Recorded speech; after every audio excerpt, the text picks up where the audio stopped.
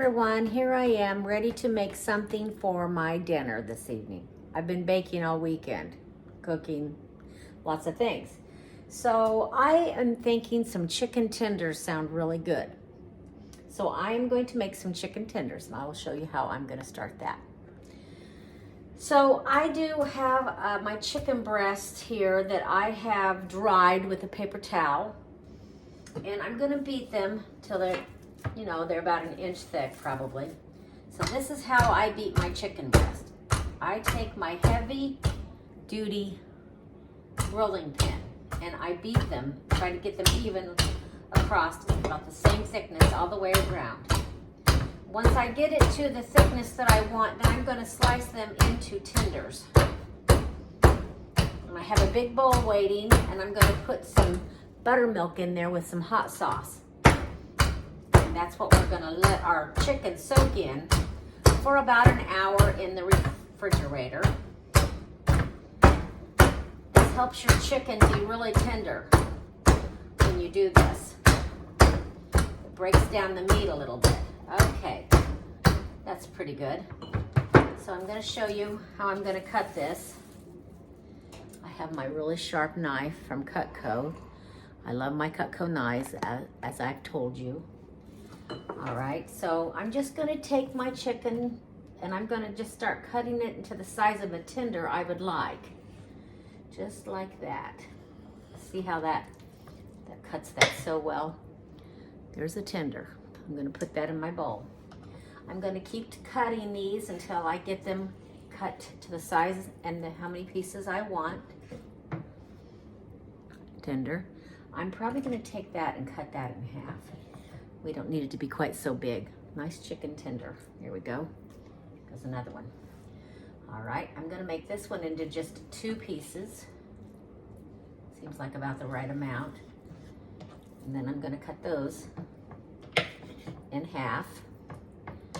We don't need them to be so long. Okay, there's a couple small chicken tenders. And here's another one. I'm going to keep on beating my chicken breast that I have here, because I did lay out 3 chicken breasts. So I have another one, and I'm going to beat this one, put my plastic wrap on top of it, beat it, and then I will make more chicken tenders. I'm cutting the last chicken breast into chicken tenders. It's doing good here. I'm getting them done. I think it's just a little more chicken than I probably really needed, but I always overestimate everything a little bit to the high side. But I can warm this up and have leftovers. I can use it to make wraps. I can put it in salad. I can do about anything, or I can share it with a friend. All right, so I'm gonna set that aside now. I'm done beating my chicken breast. So I have my bowl of chicken breast. And the recipe, I believe it said 1 cup of buttermilk, but it's supposed to be a pound of chicken, and that might be a little over a pound. So we'll see if we have enough with 1 cup. We might have to go up a little bit. So I did shake up my buttermilk a little bit. Here we go. Here's 1 cup. I'm going to pour that in and see what I think. Does it need more? Because this buttermilk comes in handy for baking, cakes and things. So we don't want to be wasteful. Okay. I also do something that I learned a long time ago when it came to making chicken tenders. I'm going to put some hot sauce in there, and I don't really think I'm going to measure it, but I'm going to put quite a bit. I'm going to guess that I'm putting in about 1/2 cup, or maybe a little bit less. Okay. And really, it does not make your chicken hot. It just gives it a really good flavor. So I'm going to stir the chicken and the buttermilk, and I do think 1 cup's going to be enough, and the hot sauce in there. Stir that all up. Just makes your buttermilk a little bit pink. I'm going to cover this with some cellophane. I'm going to put it in the refrigerator and let it marinate in this buttermilk. I'm excited to have some chicken tenders. I do like chicken. It's one of my favorite things. I do eat it a lot. All right, we'll be back. Okay, so we're continuing with our chicken tenders, and I'm making my flour mixture that we're going to, the breading, we're going to put our chicken in. And we're starting with 1.5 cups of flour, and I need 1 tablespoon of paprika. Seems like a lot, but it'll be good. There's a tablespoon of paprika. Then a tablespoon of parsley, dried parsley. That goes in there next. There we go, parsley. And double checking, I don't want to get too much, but it says a tablespoon of seasoned salt. So let me get my seasoned salt opened up here. It says like Lowry's. I have some generic. This is okay. Okay, seasoned salt. All right, I'm going to take my spoon and stir that all together. I guess it doesn't ask for any pepper. This is a different one than I've used before, but I did change it up just a little bit. I put some of the hot sauce in my buttermilk.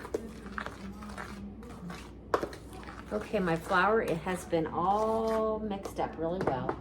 I have 2 cups of oil that I'm going to put into this saucepan. That's what I'm going to use to fry my chicken in. So 2 cups of oil. I hope that'll be enough. It seems like it's not very much, but we will just fry those chicken tenders very little at a time. All right, now I'm going to reach in and get my chicken out of the refrigerator. It has been marinating in the buttermilk and the hot sauce.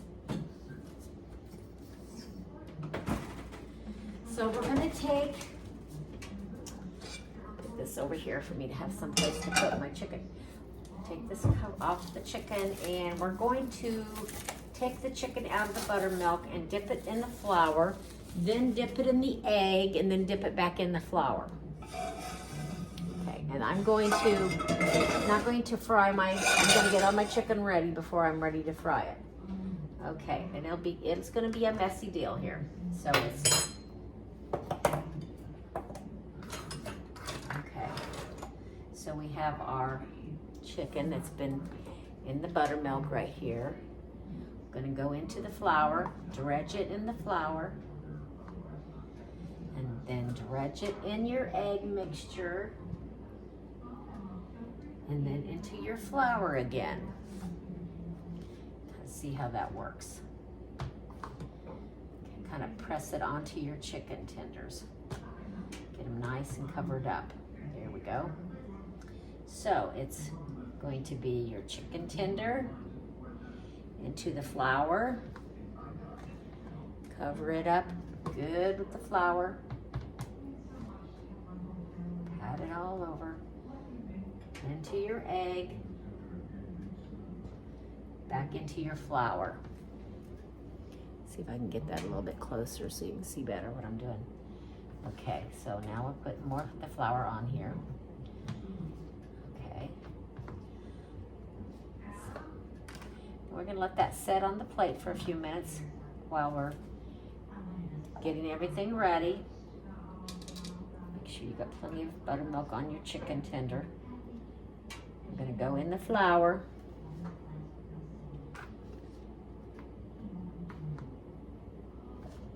Into your egg again. Your egg.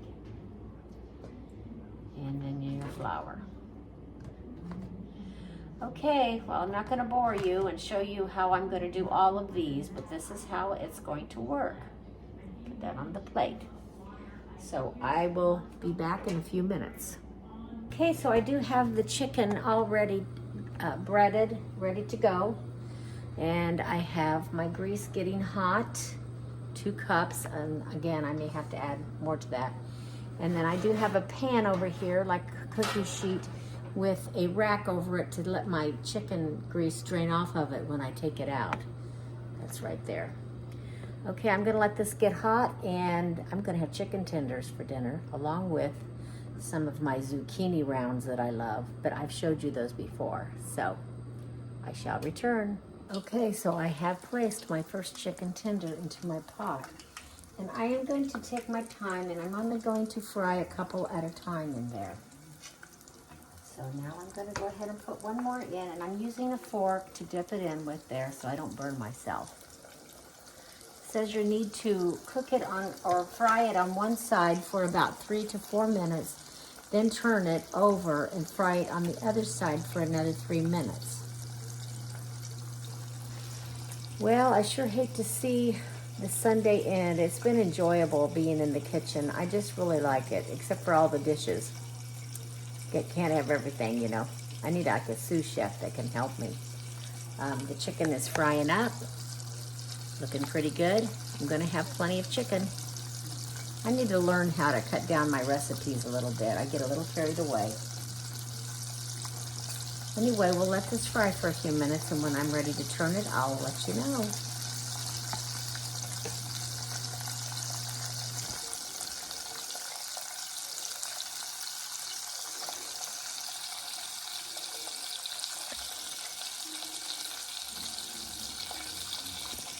For some reason, my phone doesn't want to turn off. I think it wants you to see everything. I think I got something on there. Oh my goodness. That piece of chicken looks pretty golden brown. I'm going to go ahead, put it over here on my rack, both of them. And then I'm going to test it and see if it's nice and done. First, I think I will go ahead and put another 2 pieces of this chicken in to be fried. Maybe I'll put 3. It looks like there might be room because some of them are smaller. So there's 2. And there's 3. Okay. Let's check this chicken out over here. Let's see if it's done or not. Push that over there so you can see my chicken. And we want it to be at 165. Well, that's about 180, so it's definitely done. And this piece needs a little more cooking, so I'm going to put it back in. It's a little bit thicker, so that's probably why. Okay, I'll be back in a few minutes. Well, I'm still frying my chicken tenders. But here is one that I'm going to try. It looks delicious. It's cooled a little bit. I have a little dipping sauce there. So let's just see. Looks pretty good to me.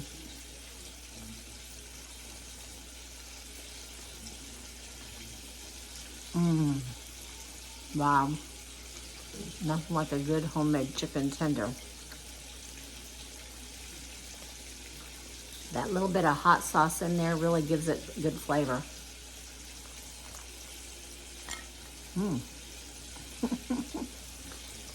Wow. It's so good. It's tender, it's falling apart. So anyway, I have several of them cooked up now. And I'm cooking more. We will get them all done and have a wonderful supper. So anyway, thank you for joining me this weekend. I've had so much fun cooking and showing you my recipes, and some of them are new, some of them are old. So give me a thumbs up if you like my recipe, and subscribe. Have a great evening. So here we are, a platter of some homemade chicken tenders. They did turn out delicious. I've had a couple already. Wow, so good. Of course, I did make too many. I'll have to figure out something to do with all those chicken tenders. I have one more in there cooking. Thank you so much for joining me.